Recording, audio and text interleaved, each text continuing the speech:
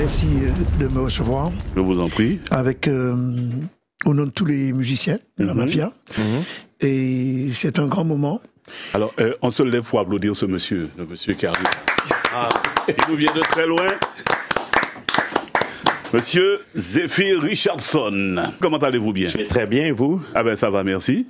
Voilà, je vous présente un illustre, il est juste à côté de vous. Bon, en principe, les étoiles sont faites pour se rencontrer. Enchanté. Voilà, c'est Jean-Michel Gabrimol. Voilà, exactement. Ça va? Enchanté, oui, ça va très bien. Richardson Zephyr. D'accord, enchanté. Enchanté.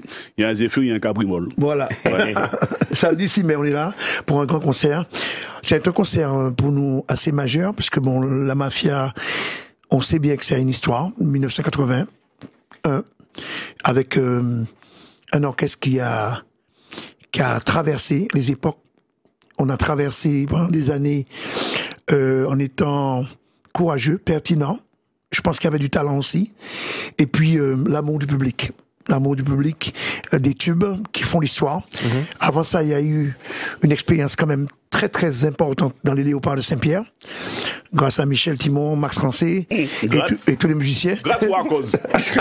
C'est moi qui j'avais presque tous ces morceaux. Voilà, tous les morceaux là que j'avais composés à l'époque. Mais c'est toute une expérience en étant enfant de voir comment fonctionne un groupe, quels sont les problématiques, quels sont les moments de joie. Et Max, c'est vraiment en sa mémoire. C'est un chef d'orchestre qui m'a beaucoup appris. Et je pense que il a joué ensuite avec nous quand on a fait la Mafia, Michel aussi. Et on a mis ce groupe-là en orbite avec Gervais Nerva, qui est un grand trompettiste. Voilà.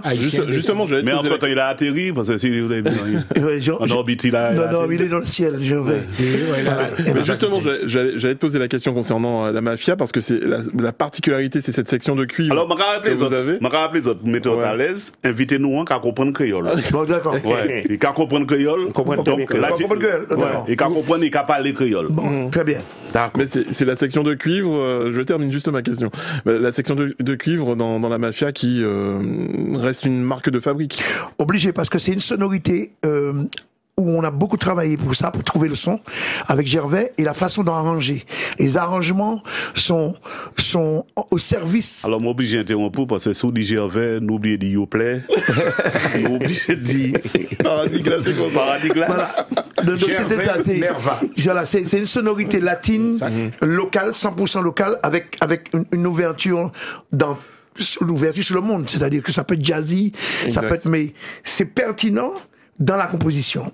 Quand tu composes la musique de la Mafia, tu as des instruments harmoniques comme la guitare, comme le piano, comme la flûte traversière, et les compositions sont pas habillées, ça fait corps. C'est-à-dire que chaque instrument a un rôle précis, il y a une discipline, c'est une écriture très disciplinée, avec des petites notes de folie, et je pense que c'est ce son-là qu'on a su trouver à cette époque-là. Parce qu'à cette époque-là, il y avait quand même de très très grands orchestres qui existent encore, comme Malavoie, Perfecta, Frères des gens, Coupé Cloué, Skacha, voilà. Et actuellement, pour moun qui peut-être pas ni YouTube ou pas ni les réseaux sociaux, il y a des autres qui c'est Richardson Zephyr, c'est un comédien et humoriste, qui présente les autres actuellement, grand gagnant de l'édition 2016 de l'émission En route vers mon premier gala Juste Rire. C'est bien ça, il a été champion aussi 2016-2017 des combats de mots, dit en émission qu'a crié plus on est fou, plus on lit, c'est à la radio de Radio-Canada. Et nommé au prix Gémeaux 2015 pour meilleure interprétation dans les médias numériques jeunesse. Et ils ont qu'à constater, il casse en québécois. Hein, on va sentir, mais il a attrapé ça. Il est également auteur dit en première web série intitulée Vaudou Montréal. Alors, on s'en remène Vaudou à Montréal. Expliquez-nous pour ces gens qui ne pas connaître la série là. Vaudou Montréal, en fait, c'est une web série que j'ai exploré la sorcellerie. Il y a beaucoup de séries où on voit des magiciens, Chris Angel, David Copperfield, les magiciens connus qui font de la magie dans la rue, du small magic. Alors là, j'ai voulu créer une web série où on suivait un sorcier qui se promène dans la rue et qui fait de la petite magie aux gens dans la rue. Donc, ouais, c'est une expérience ça a l'air assez sombre, mais c'est une comédie. C'est très original en tout cas. Ouais. L'idée même est originale. Ouais, l'idée est originale. Puis c'est surtout à travers les années, le vaudou a été très romancé, démonisé. Donc, je voulais juste donner une image différente. Faire la part des choses entre la religion et tout ce qu'on a pu entendre, comment que cette religion peut être démonisée à travers les années. Mais justement, quelle a été la perception du public canadien face non, mais c'est une histoire au à cette série québécois, face au vaudou déjà? Ça a bien fonctionné. C'était une web-série, c'était de la comédie, c'était de la fiction. Donc, tous les tours de magie, c'était de la fiction. Mais j'ai arrêté parce que tout le monde croyait que c'était vrai. Donc, j'ai dû arrêter. Bon, d'accord. Non, mais il faudrait peut-être replacer les trucs au Canada, au Québec. Il y a une forte communauté haïtienne. Haïtienne, surtout. Ouais. Par exemple, au Festival de Montréal, quand tu vas au Balatou, tu connais Touré. Exact, il y a le festival Nuit d'Afrique.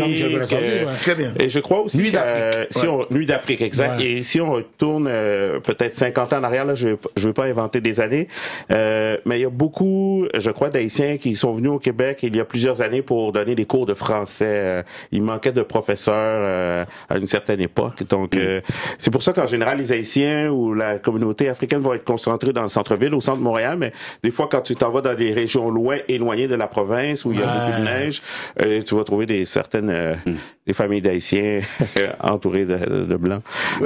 Non, mais, parce que c'est plus lourd dans la neige, quoi. Un grand-père qui a été là, pour donner des cours de français. Mais à votre avis, pourquoi il n'y a pas beaucoup de Noirs dans les équipes de ski? Non, le ski, je vois le ski. Dans le ski, non, c'est très rare. Je crois qu'il y a un Nigérien, un Africain. Et encore, c'est l'exception. Vous savez pourquoi? Vas-y. Ouais, parce que. Il fait trop froid. Non, ça, ils gagnent toujours. Les Blancs sont toujours battus en neige. Bonjour tout le monde. Comédien et humoriste. Vous avez un mot pour... On va lui proposer deux mots. Allez-y. Espoir pour moi. Et extase pour moi. Extase ou sport. Donc, pour faire une improvisation. Extase ou espoir? Espoir. Espoir. L'espoir. Ok, ben c'est parti. Qu'est-ce que tu fais aujourd'hui? J'ai envie d'avoir beaucoup de plaisir, mais je sais pas quoi faire. On pourra lui faire les guignols à Martinique la première. Mais on peut pas rentrer, il y a la sécurité. Laisse-moi faire, on va passer par la porte de derrière. Non, ne fais pas ça. Regarde, j'ai ouvert la porte. Oh, il y a des micros. Alors, c'est une petite émission. Oh, mais tu comprends. Zip, zoup, c'est l'extase. Essaye de faire avec qu'est-ce que tu lui as dit? L'espoir. J'ai bon espoir que ce soir, avant qu'il fasse noir, je pourrai atteindre la gloire, ici même, sur ce perchoir. Et voilà, c'est tout pour espoir. Bravo. Je suis dans l'action, moi, donc comme ça. En plus, c'est bien, il arrive à faire plusieurs voix. Donc c'est plusieurs voyages, j'ai créé des personnages. C'est super. Jean-Michel Cabrimol, alors, avant de se quitter. Voilà, je voulais dire à tout le monde à la Martinique, on va là, Vini, descendre samedi 6 mai sur la grande scène de Tropic Atrium avec la mafia au grand complet, tous les tubes de la mafia. Il y aura l'ambiance, nous commettez bon ambiance, bon chalet. Et puis venez bien belle, bien glacée, et puis bons épices. Samedi 6 mai sur la grande scène de Tropic Atrium avec Dominique Bougainville, Guy-Marc Vadeleux, Michael Marnet, la section de cuir avec Chabin, Giovanni Hector au trombone, Vincent Aubert, Dominique Bougainville, Daniel Dantin, Xavier Zobda, 15 secondes. Alain Timon. Je vous attends, on vous attend. Samedi 6 mai, sur la grande scène de Tropic Atrium, la mafia, l'agneau business qu'a fait. Richardson, Zéphyr, avec 2 minutes. Bien, merci beaucoup vraiment pour la visite. C'était une agréable rencontre. On a bien ri, j'ai beaucoup appris. Donc, enchanté d'avoir fait tous et tous votre connaissance. Et c'est un rendez-vous, les mecs. En tout cas, merci Polo, merci Michel, Pas de problème.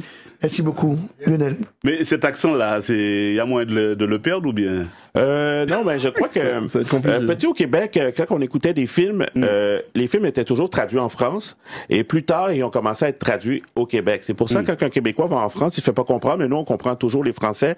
Donc il y avait les films avec Eddie Murphy. Exactement. Admettons l'enfant sacré du Tibet. Il va dire une phrase comme Yes, I'll help you, ma'am.